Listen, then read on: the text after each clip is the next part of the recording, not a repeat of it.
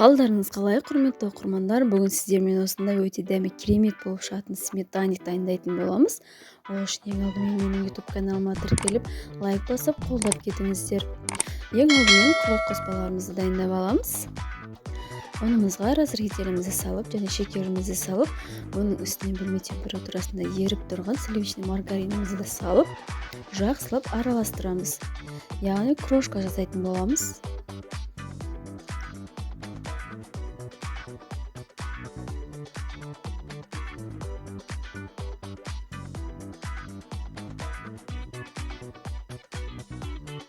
Крошкамыз дайын болды. Келесі кезекте бір жұмыртқамызды салып, оны да жақсылап илейміз және қамыр болғанша илейтін боламыз.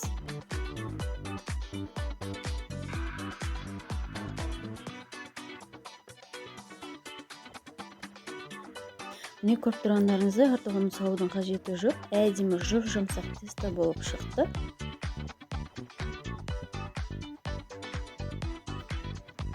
Дайын болған тестомызды пакетке салып, тоңазытқышқа 30 минутқа қойып қоямыз. Бұл жерде менде 30 минут тоңазытқышта тұрды.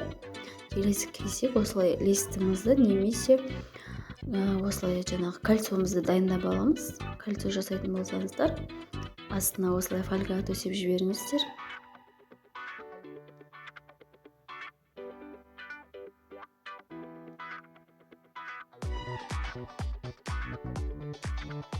Дайын қамырымызды осылай бөліктерге бөліп, жақсылап жайып шығамыз.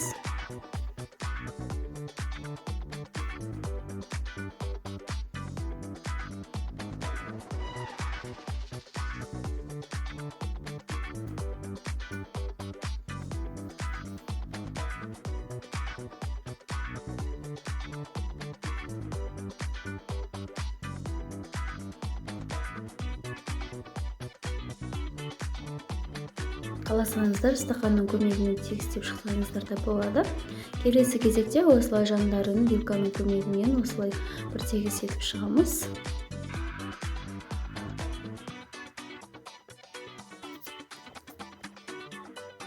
Келесі кезекте ішіне салмасын дайындайтын боламыз.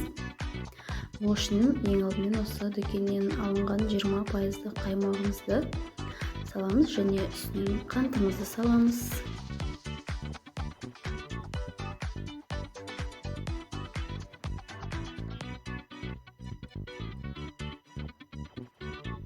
Және 4 жұмыртқамызды салып, жақсылап араластырып жібереміз.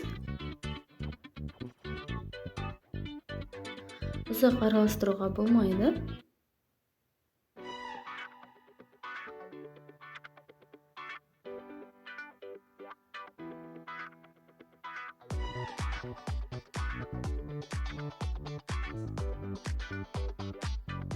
Дайын салмамызды енді қамырымыздың үстіне құятын боламыз. Міндетті түрде алдын ала печкаңызды қыздырып қойыңыз. Печкаңыздың қызуына байланысты 35 минуттай пісіріп аласыздар.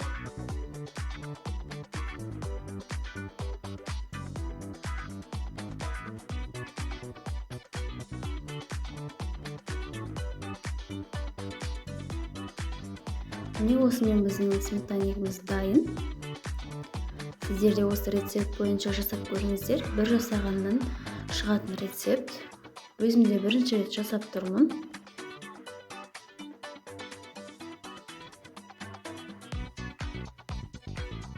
Дәмі өте ерекше әрі дәмді болып шығады.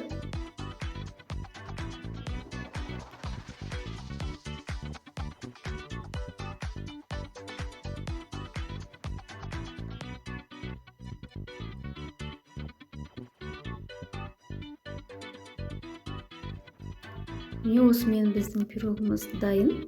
Сіздер де жасап көріңіздер. Ас болсын.